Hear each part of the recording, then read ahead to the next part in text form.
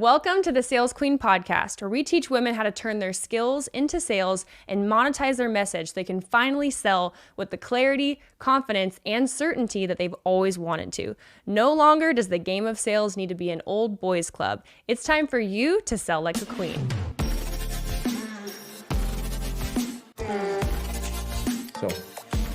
Yeah. The only other person I've heard say people, product, process is Marcus Lemonis, I think is his last name. Do you know who that is? The guy from The Prophet? Yep, I do know who that is. Yeah. I heard that as well, and I don't remember exactly how or when or why, like those rules came together over a decade. But I used to watch him all the time.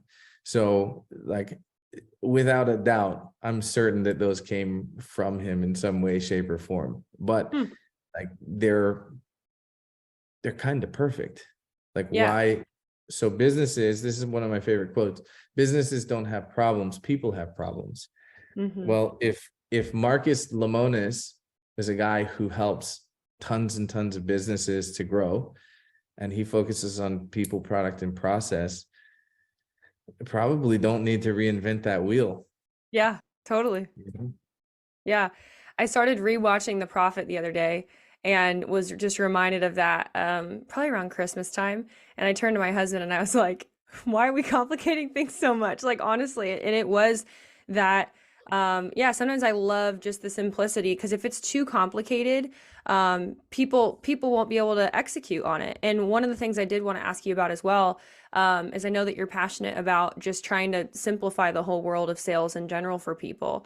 And so for you, you kind of broke it down just with your 3 things that you look for when you're taking on clients and things like that. But and you talked about love and respect that you learned from Gulliver earlier. What are some other things that you feel like if people are looking to get into sales, or they're trying to grow a sales team, or maybe grow their own sales percentage, what are some ways that you think people add unnecessary complexity? And how can they make it more simple where they can be more effective to make more sales ultimately? Well, it's broad. It's another broad question that has so many different answers, especially when you tie in if it's directed towards a sales rep or a company owner or a sales manager. So I'm going to answer where I think that the most impact will happen here. If I start with the sales rep and how to think about that, the sales managers and business owners can implement and use this. So awesome. The sales rep tries to listen to and study and read, and like a really good one, you're going to find somebody who's coachable and they're focused on their own personal growth. So they go out and they find all of these books. Like there's a wall of books behind my computer right here, and there are hundreds of business and marketing and sales books. If I open my Audible right here, there's even more of these same books. Like, I mean, it's Yep. All of these are business and leadership and whatever. What you come to find, and like, I have so many friends who are sales trainers, so y'all forgive me, but I'm going to shed some truth on this. We all started with Zig Ziglar, Chet Holmes, Brian Tracy, Tom Hopkins. We all started with the old greats. Yep. There weren't all of these courses, and there weren't all of these books. Do you know how easy it is to write a book now? Like if I want, especially with Chat GPT now, I could have a book in less than a week. Yep. And if I have any kind of an outline, let's suffice it to say that sales training is a little bit incestual. And what you find is everybody takes these proven concepts, and then they'll study 3 people, 4 people, 100 people, and they go out and they implement, and they think, this is great. I'm going to be a sales trainer now. I'm really good at this. I want to train people to be just like me. So they come up with their own acronyms. They come up with their own frames. And it's like the one you learned worked, but here's what sales trainers can't give you: repetition. There's not a Hmm. sale. I mean, besides mock calls, which still arguably like they're good practice, but they're not the same as a real live sales call. So the thing that a sales trainer cannot give you is that repetition, that consistent implementation and self-study. So Rebecca, my girlfriend, she was in sales before we met. We started dating. She ended up working on, well, several different of the teams that we built. And she was a good sales rep, but she wasn't the best sales rep until she got real pissed. I mean, like something triggered in her and she just decided like there's nobody who's going to beat me. Hmm. So I watched her create a routine for herself. She would listen to a call in the morning and she would listen to a call in the evening, sometimes 3, 4 calls. And she would listen to our top closer. She would listen to our bottom closer. She would listen to everyone in between. And she Hmm. was taking notes on everybody's process. And then she would pull the things that were working and implement them again without question. When she identified, dang, that was really good, she implemented it. And like it took 30 days, again, 30 days, and she was number one. And not even like a little bit, like it was not even a question. Hmm. That's our top closer. Holy cow. So I don't know if I answered your question properly or where you wanted me to, but if somebody wants to simplify, there is no shortcut. Hmm. Repetition. I mean, yes, go get a Yeah. trainer, go and study, find the framework that you love and you resonate with, but they cannot give you the repetition. If you want to be absolutely remarkable at it, you have to do it. Yeah. So good. I think that's a strong word for anybody, not just in sales, but in anything that you feel like you're lacking in, because oftentimes there's an area of fear that comes up, which is the reason why we don't take action. And it's worth it if you have strong goals and you're like you said, you're beginning with the end in mind. Where do I want to be? Who do I want to be? Those different things. You really have to reverse engineer that and say, okay, well, it comes down to just doing it. Like there's no way around it. You can't think your way through it. You have to just do it. And what that does is it proves to your subconscious, like, I tried this. It may have worked, it may didn't, but like I didn't die. I'm still here, And then when you keep doing that, But like, did you die? yeah, really though, like because I mean, I even think of so many things in my life. Like, I grew my first business completely organically, and I used to be like really proud of that. And now my mentor, I was in Florida this weekend, and he called me out from stage because he knows that I'm working on my hate of ads, even though I know it grows businesses like crazy. It's just an area of fear for me, and so he literally called me out in front of 100 people, and it was hilarious. I loved it because I knew that it needed to kick my butt, and like you said earlier, I laughed about it. I didn't take it personally. I loved it. I was like, thank you for challenging me because I know that this is an area that's keeping me from going from great to best, or whatever. And so it's just a really sweet moment where, and I would just encourage anybody who's listening, like, do you have that person in your life who can call you on your crap too, in a way where you can separate that from your identity and just kind of get to work? I just saw a quote. Let me try to remember it. It was, do you know Jesse Elder? Yeah. So Jesse posted something. It was to the effect of, he said, like, my observation is typically what somebody is giving is what they're hoping to get back. So he Mm, was for context, what he was doing is talking about like valueless compliments. Like if you're somebody who is seeking validation and you're going and you're like, hey, did you notice that thing I did that was really good? And that's what you want, or that's what you're if you're giving out these meaningless compliments just to be nice instead of the alternative, which is to be kind, which is, if you don't know the difference, we'll break it down for you really quickly. Being nice is saying, oh, it's really cute that you built your business with all organic, and I'm really proud of you. Like, that's so good. That's Mm-hmm. nice. Being kind is saying, well, how do you feel about your business?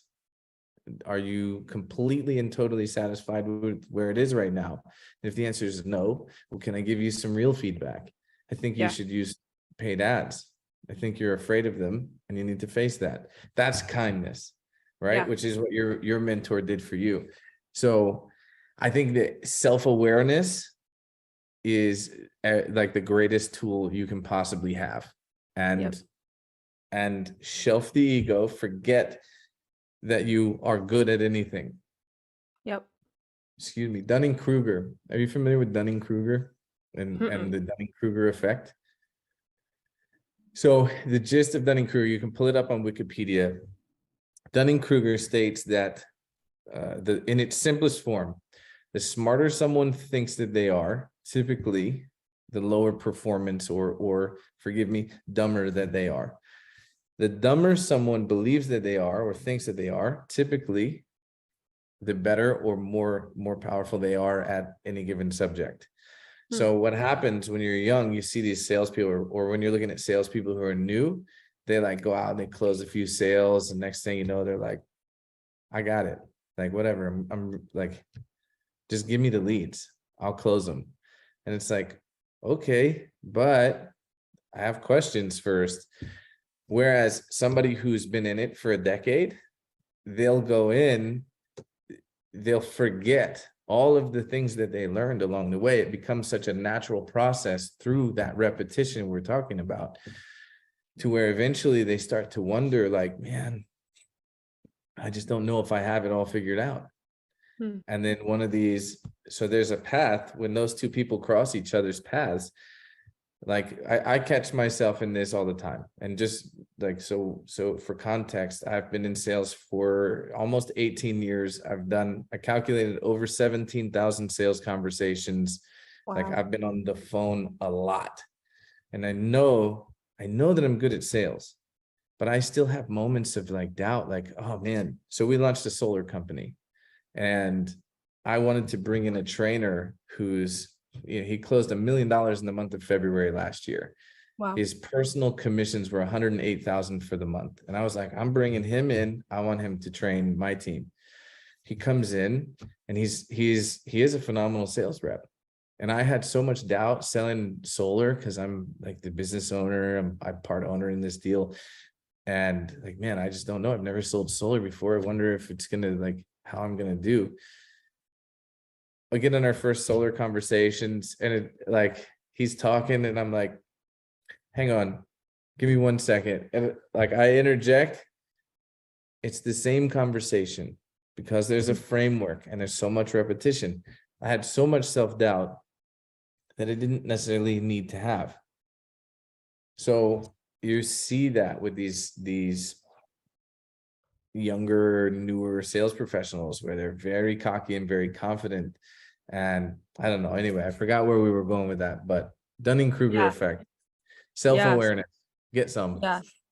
Absolutely. And I think it's just like a teachable spirit, like you said, being coachable. If there's one like universal thing about people that continue to win, is that they always have a next goal of hey, here's how I can keep improving. Here's how I can keep fine tuning. Because I know, like for me, like I'm in love with the craft of sales because I'm in love with the idea of helping people. And I Mhm. know that as I continue to get better, I can continue to love people better and serve them better. And when I um grow in my acuity to be able to be self-aware and notice things, I grow in my acuity to be able to be efficient even in the way that I coach people. And that's really, I was just talking about this yesterday. Like, I think back to when I was my first company, Powerhouse Pageantry, when I first started coaching, or my first course that I made. And then I redid the course about a couple months ago. And it was the level of how short the modules were, right? Or the individual videos. I'm like, oh my gosh, it used to take me an hour to explain this, and now I can explain it in 10 minutes, and people are actually getting a faster, better result. So I Yes. think that, when we're serving people, and if you're a sales rep and you're representing a different company, the number one way to make a CEO love you and want to give you more opportunity is by having that heart of service and just saying, hey, how can I get better? But also, it's just a worthwhile pursuit for yourself, because why would you not want to be a better person in your marriage, in your friendships, in your community, in the way that you lead people? You know, like, I think it's so beautiful when you can see a leader that just clearly does have that grit and that pursuit. And yeah, they've got the, you know, the $1 billion goal or whatever the heck it is, but also they have the balance of understanding that it's not just about the goal, like it's about everybody that gets to come alongside of you, and you know, really the mission of what we're doing here. And so anyways, I appreciate that perspective. Definitely, that's a great quote. I'm gonna go look that up. Yeah. Well, so there's a really, really strange book. Yeah, well, it's about an alien who gives advice. I'll suffice it. That just summarizes it. But he breaks down two different types of people. There's people who are in service to self, and then there's people who are in service to others. And if you pay attention to human beings and the way that they move, the way they communicate, there's there's givers and there's takers. Mm-hmm. So when we're hiring salespeople, there's a very, very strong difference between those two people. You hear, I'll just call them what we call them. We call them divas. They come in and like, I'm only working 4 hours a day. The leads need to go through like this survey before I'll talk to them. And she's like, I get that. I understand that you want the highest quality lead possible. Me too. Promise. Unfortunately, as sales professionals, our job is to try to find a match, identify a need, and then match it to a solution.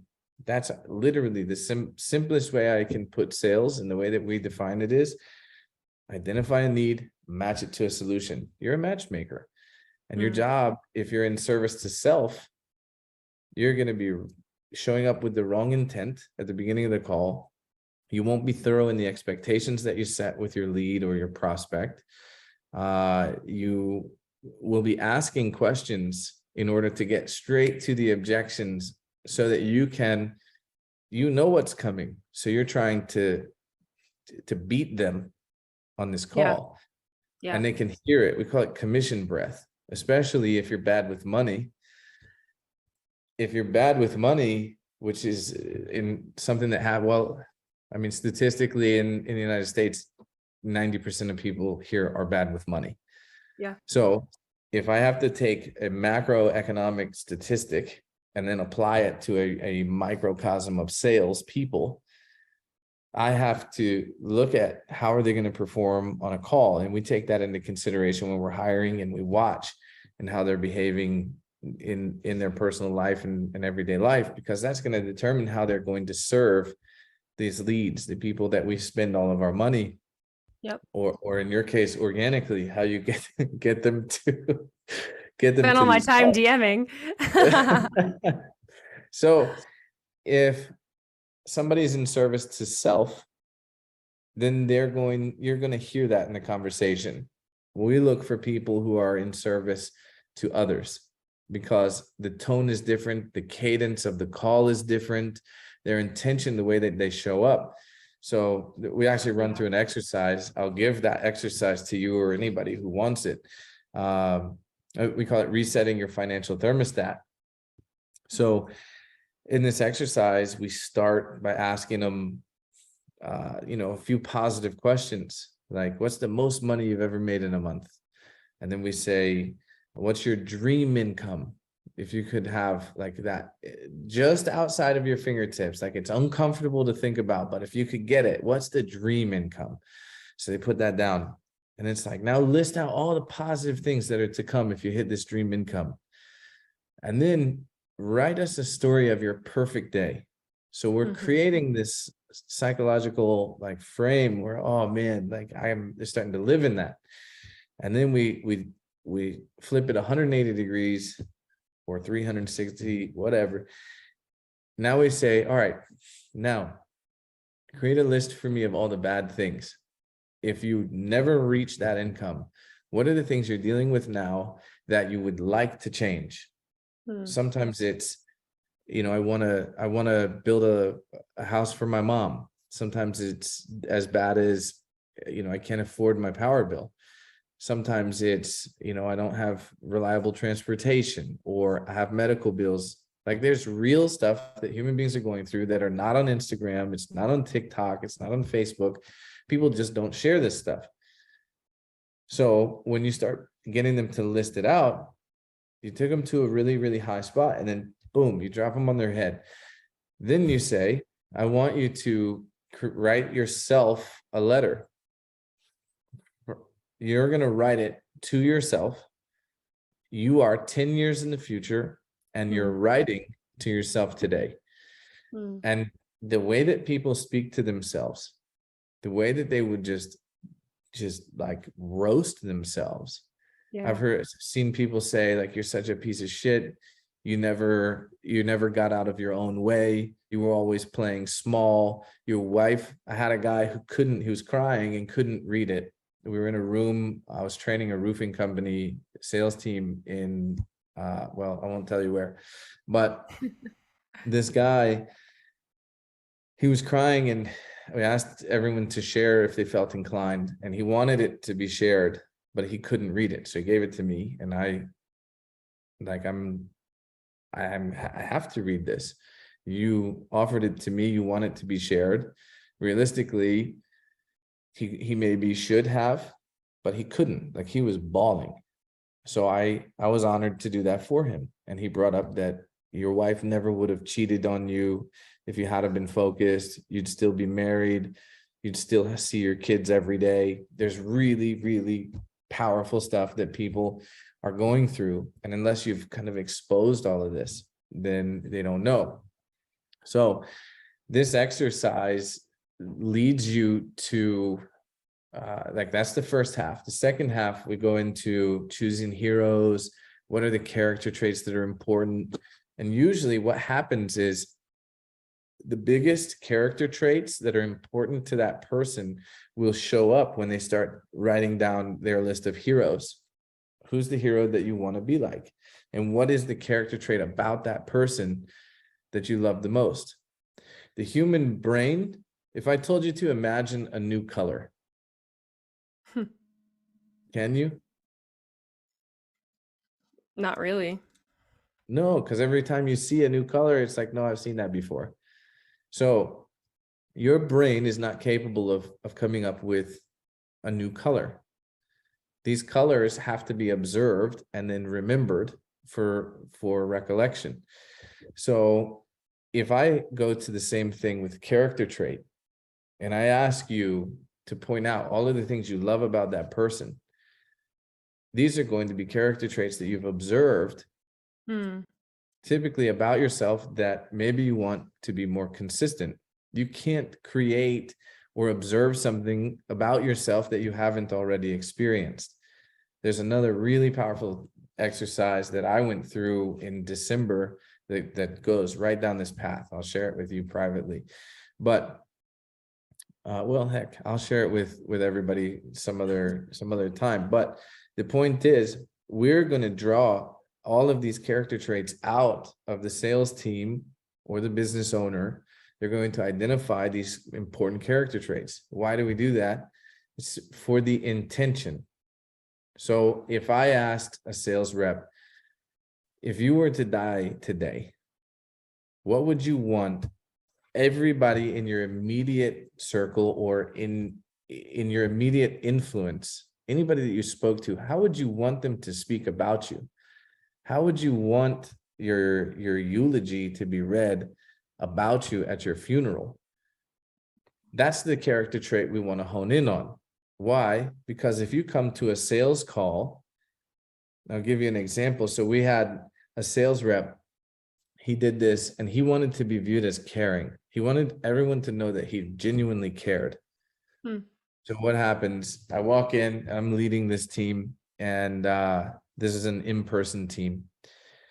And he's like got his arms above his head, and he's on a sales call, and he's got his feet propped up on the desk. And I waited till he was done, but I asked him, I said, hey man, on that exercise we did, caring was the most important character trait to you. Do you think that if that sales opportunity, if that lead was in the same room as you, would you have had your feet up on the desk when you were talking to them? Hmm. Would you?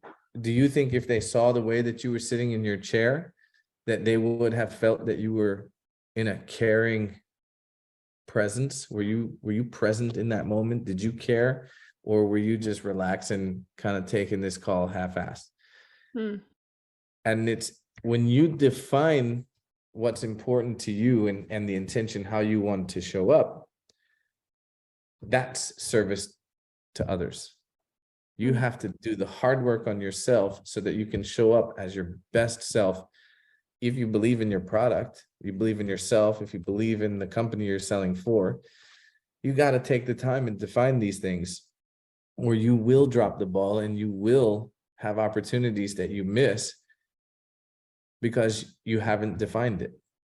Hmm. If you're in service to self and you're only doing it for you, you're going to miss that ship 100% of the time. If you're in service to others, there's a responsibility that you feel in your heart and at your core that you have to do the hard work. You will do the hard work. You will show up differently. Hmm. So anyway, I'm off my soapbox. Keep going. What you got? That's awesome. That was beautiful. I feel that like when you were sharing that about the kind of the high and the low, I felt myself getting emotional even as you asked that. And so I appreciate that it's just, I mean, what an amazing exercise just for everybody listening to go through for their own perspective, because I think I know a lot in my life. I've read that most people are raised with the understanding of only about 5 to 10 actual emotions. And so there was a period of my life where I had to literally study the emotional wheel, if you look that up on Google, Yeah. because I didn't even know how to define. And then if you go through trauma or you go through different things in your life, which we all come into a business environment with our real life, right? With our past. We're not just people that are robots that just show up and learn a framework. Like you learn the framework, but then you bring all of you into it. And I think you can either learn how to use that to your advantage in an authentic way of service, or it's a massive liability because you're avoiding parts of you that could actually be really helpful in terms of connection. So for me, I know a huge part of my sales journey was coming alive with other parts of myself and making sure that I knew how to draw out different colors, different attributes, different really adjectives to describe different emotions that I even knew how to feel. And therefore, I knew how to notice in somebody else when I was talking to them on the sales conversation as well. And that's been a massive asset. Again, used with integrity, not used out of manipulation, but used with integrity. It is such an amazing, authentic experience where quite literally, I was telling somebody this yesterday, and I mostly coach women.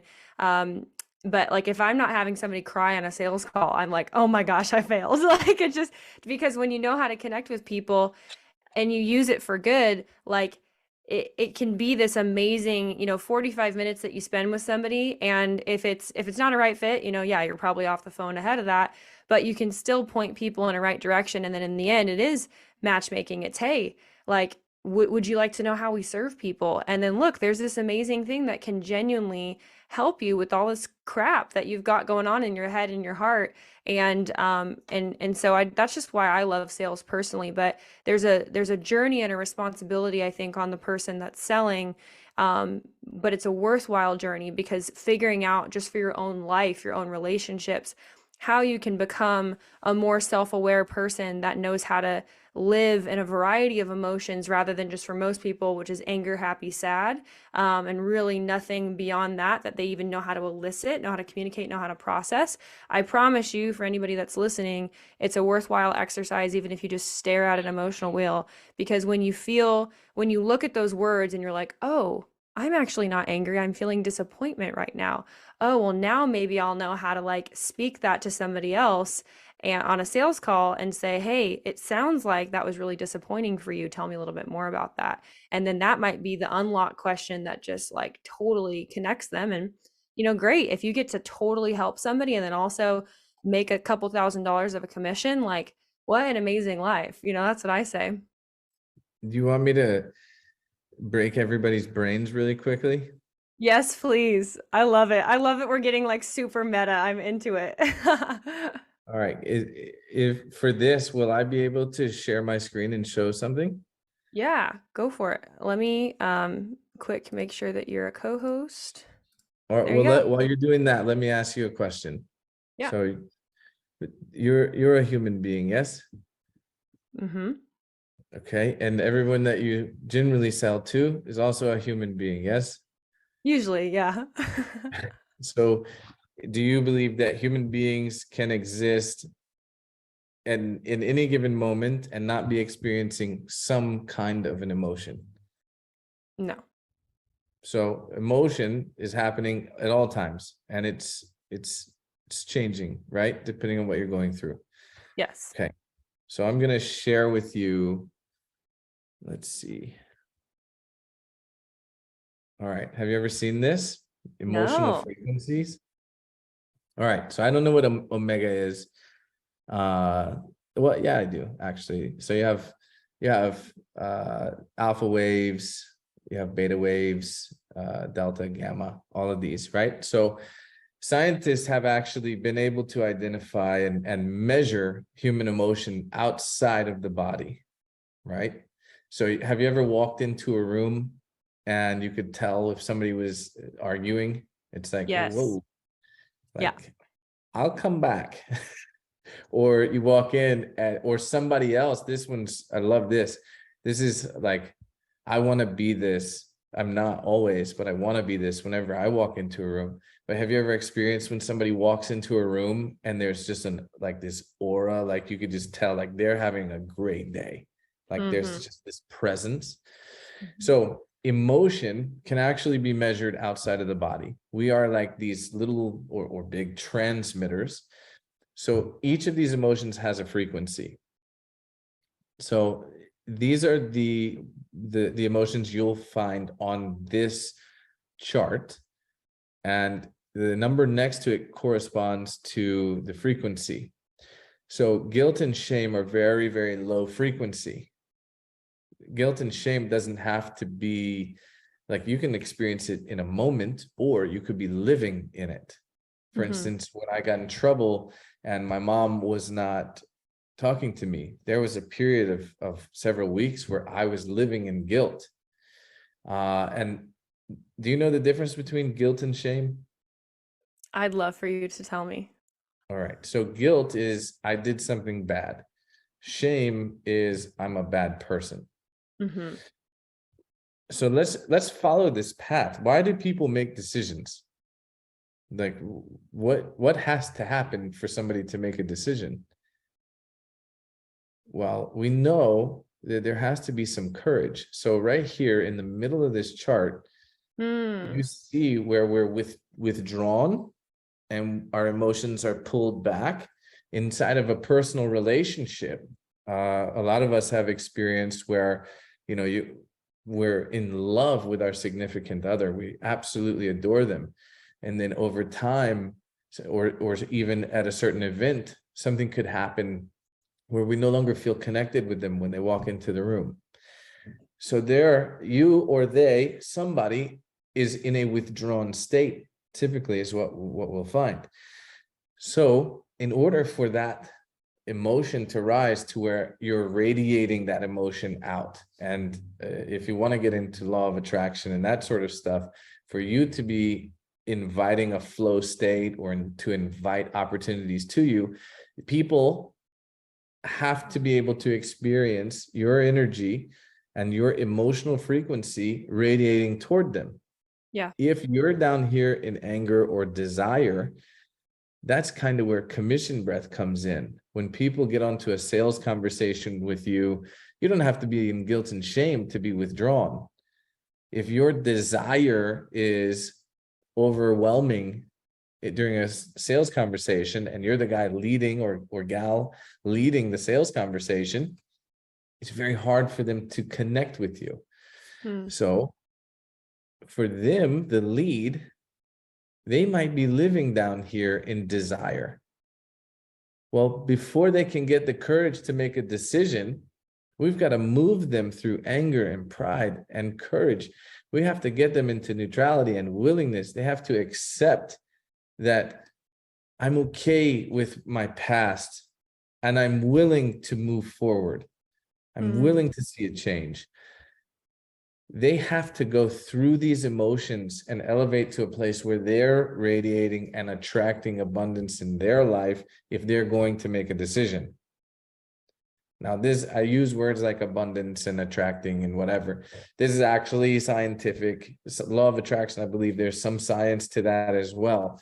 But if mhm, you're not on the woo-woo side, this chart is actual frequencies measured by scientists of humans in certain emotions, hmm, contracted versus expanded. And if you're on a call and you start to hear in somebody's voice when you're asking your questions, if you hear fear, if you hear apathy, how are you going to alter the conversation you're having with them, the questions you're asking of them in order to elevate them through their emotions to get to a decision? yeah. You ever been on a sales call with somebody who's real apathetic and just gives you like one word answers? Every so often, yes. It's definitely it's super difficult.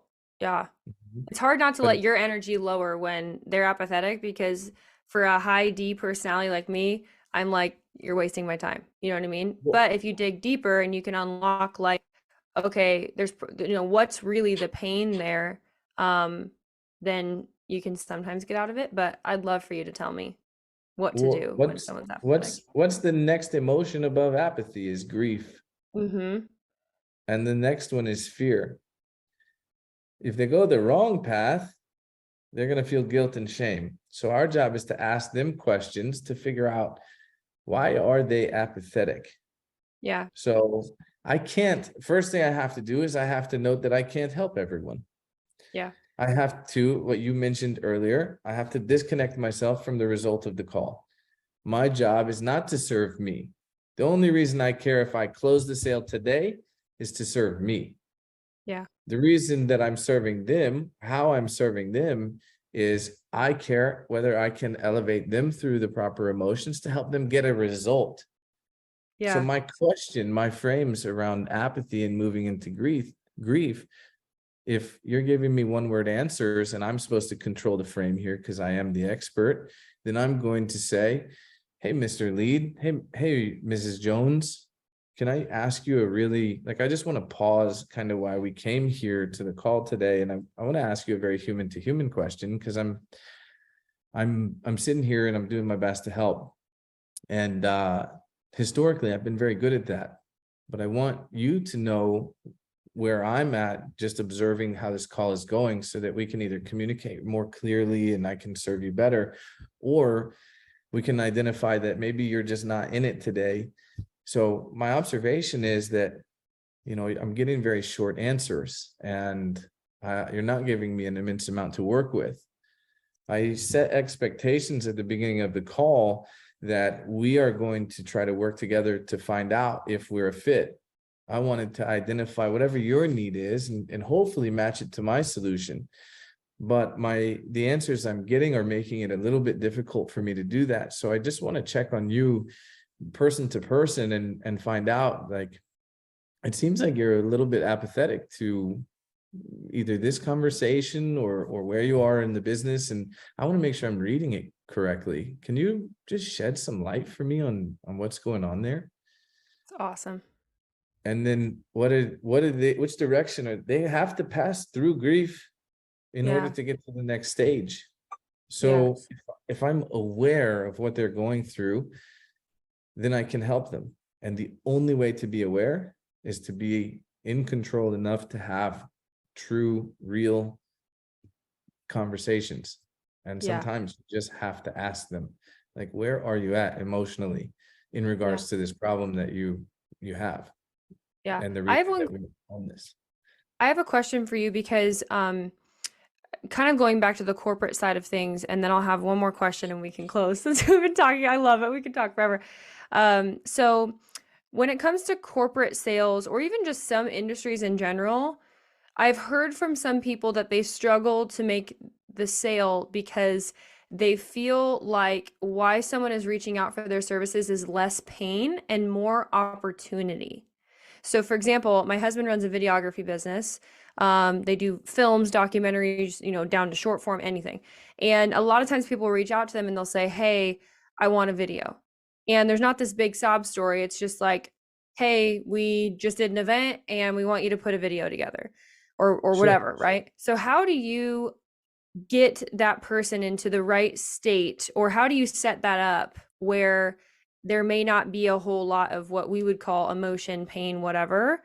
How would you handle that if it's more like desire, opportunity instead?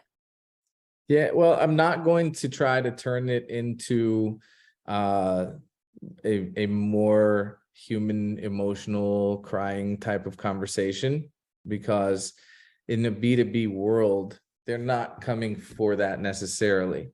Yeah. So the trust, you've got two people who have very powerful frames, right?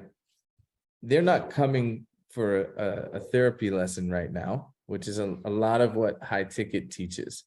Yeah. So in the B2B world, it's a lot of relationships. And depending on what you're selling, what the sales cycle is, who's the decision maker, your job in building rapport, for instance, in this case, I'm going to connect emotionally through our mutual understanding that, like, you have some reason why you're looking for a videographer. Why? Who? Like, what about, I mean, do you have videos now? Well, yeah, we have videos now. Cool. Who did your videos? And is this above their scope? So what is it that you're not trusting about their current scope or ability to why you're reaching out to me now? There isn't a hidden emotion inside of that.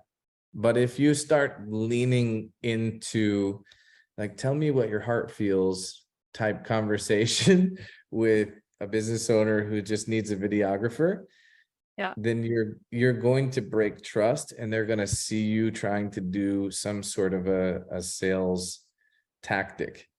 Yeah. So my best advice is, don't lean on these tactics. These, like, a tactic is just a tactic. Experience the repetitions we talked about earlier. When you've done 1,000, 5,000, 10,000 or more sales conversations, you're going to know how to match their emotional communication. Mm. If they trusted you enough, let me ask you this. Let's say you're this videographer, or excuse me, you're the company and I sell videographer services. Well, let's pretend that we've known each other since elementary school and we've been drinking beers every weekend and hanging out.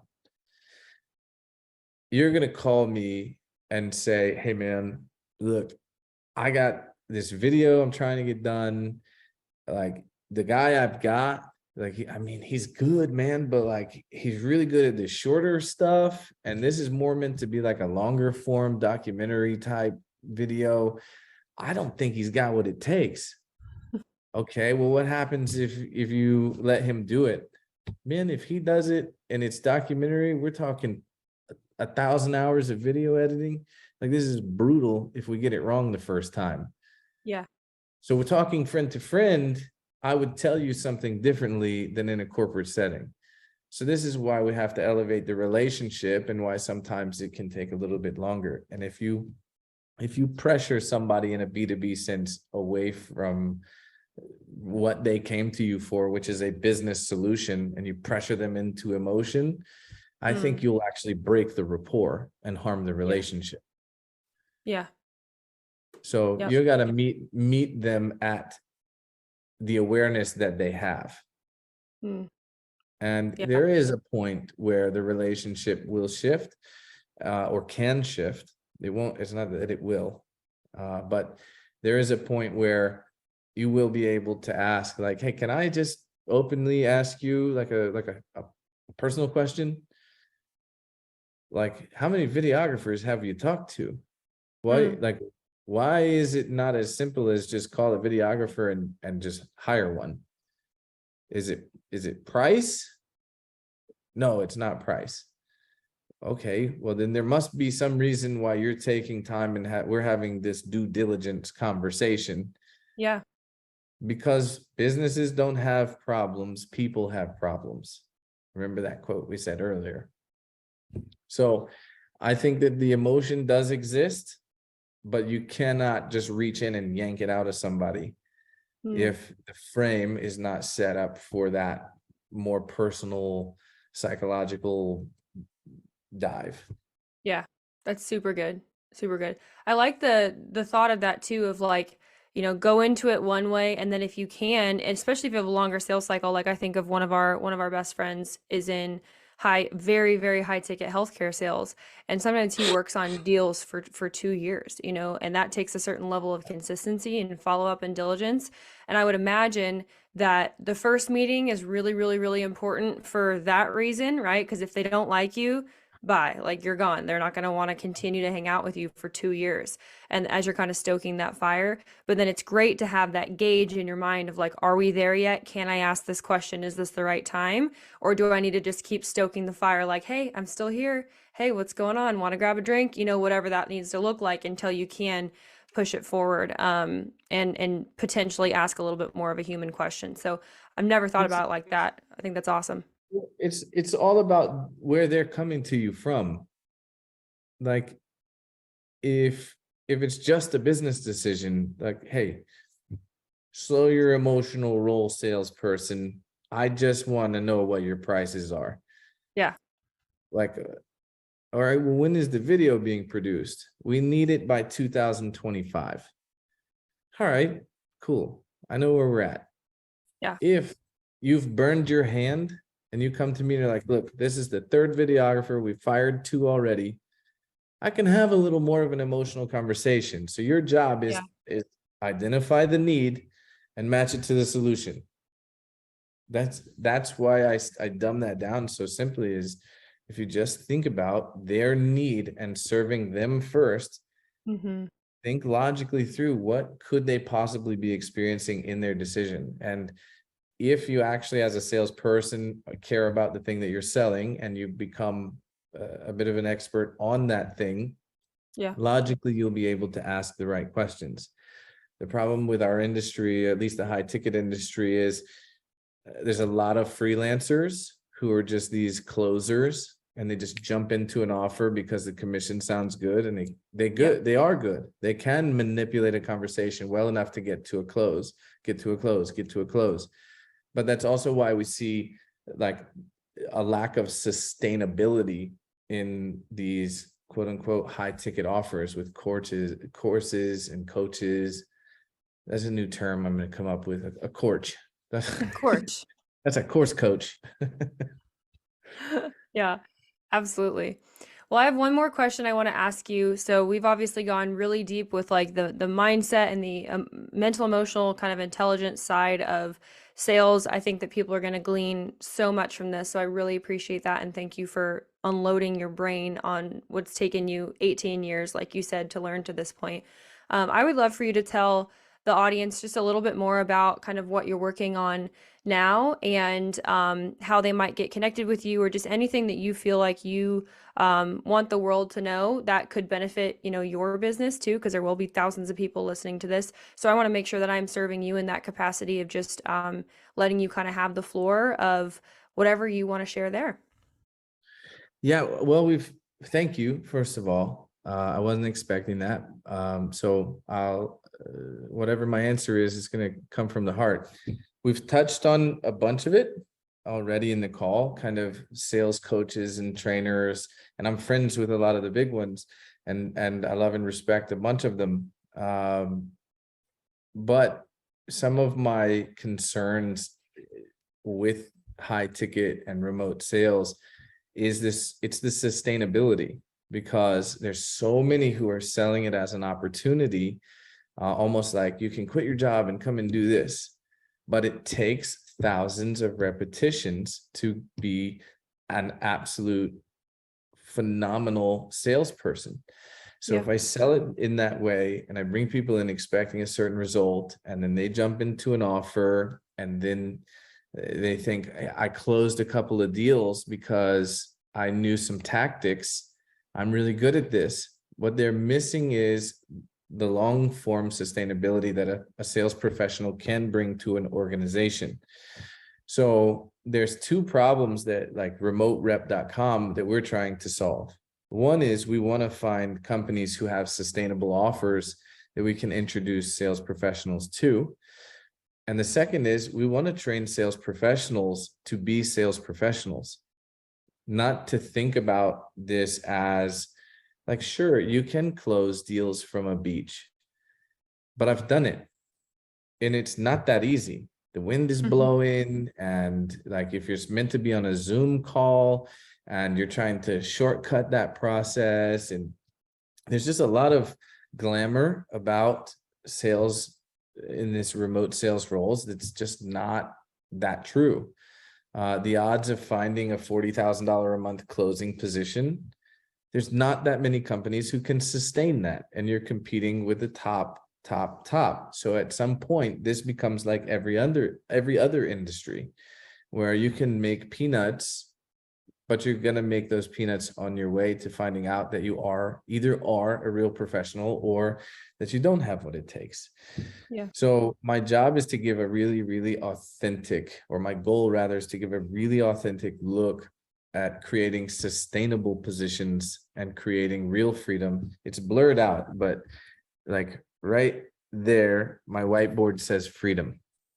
And freedom is genuinely the most important thing to me, not just me, myself, but for the planet. Like I want other people to experience freedom, but I want them to have a realistic, non-marketer view of what freedom actually looks like, what balance in your life actually looks like.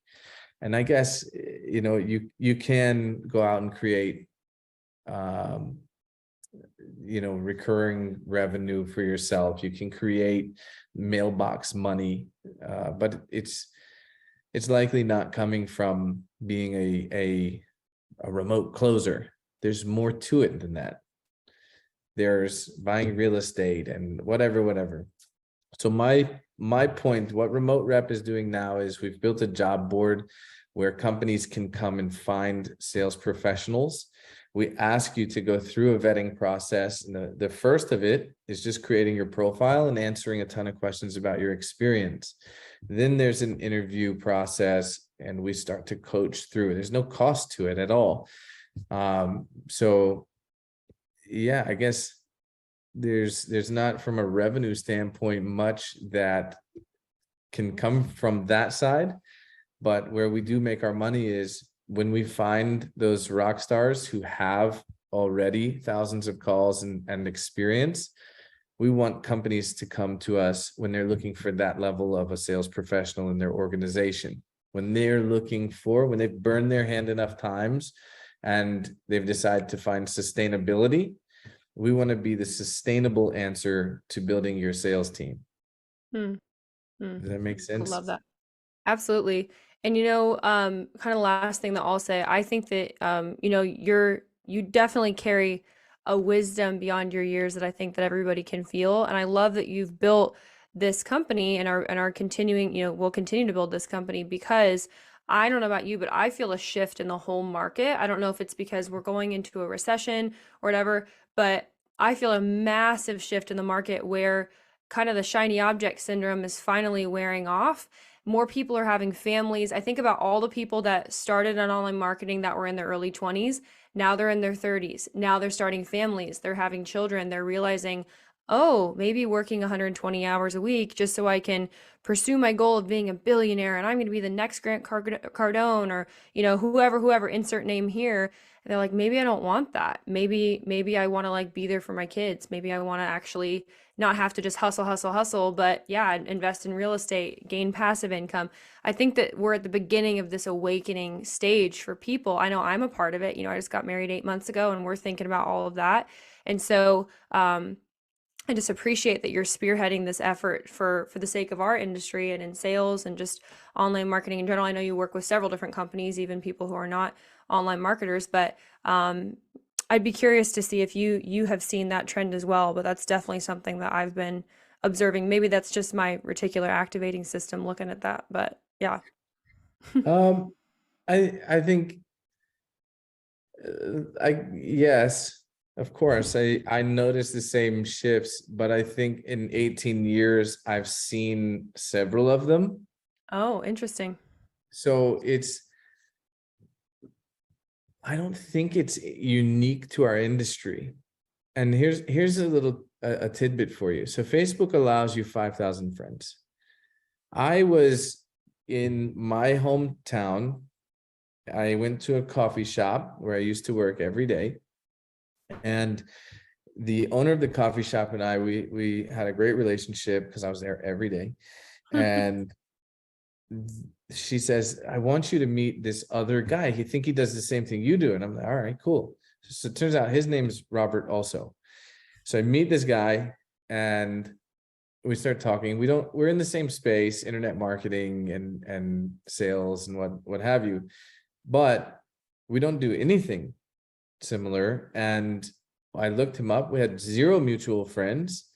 And I'm asking him like about the gurus, like the ones who are super well known. Have you heard of this person? Have you heard of this person? This person? He's like, no, never heard of him. And I'm like, what do you mean? And he's like, well, like, here's the three big gurus I follow. And I'm like, I've never heard of them before. Wow.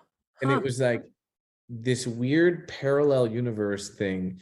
What it like, it's not a parallel universe. It's just simply that these algorithms will align you with, they're very good at their job. And what happens is it puts these blinders on you. Hmm. The world is so big. I don't think people understand what 7 billion in terms of population really looks like. Yeah. It's massive. I built 109 sales teams. We built it in 15 or 20 different industries. Every product was different. Every sales team behaved and the metrics operated differently. So when you ask me about the trends, yeah, I see where, webinars were huge. And then there's a group of people who like no longer use webinars. Well, if I go back to the people that did webinars, they're still crushing it with webinars. Yeah. Yeah. So I think what's popular is dictated a lot by the algorithm. I think what's like technology if you're using a particular platform, you're going to experience, they make a change in their technology, which changes the way the Facebook ads work. So all of a sudden Facebook ads are dead. No, Facebook just changed something. So you have to be able to adapt. So yeah, I do see some changes, but I guess I'm not worried about it anymore. Thank you. Yeah. It'll That's work awesome. out. Well, that's what comes with longevity, and I appreciate that perspective because you've been in the game long enough to know not to shift an entire company around a trend, in the same way that we don't shift around tactics. There are timeless frameworks for a lot of things that work and that are sustainable. So, anyways, I promised you that that would be my last question. So that will be my last question, and we can talk more offline. But thank you so much, Robert, for Then being on the show today. You dropped thank so you for many having me. wisdom bombs. I wrote 4 pages of notes, like front and back, this entire time. If you saw me, looking down and everything. So everybody, I know you're going to enjoy this podcast episode. Thank you, Robert. And with that, everybody, we will see you next week.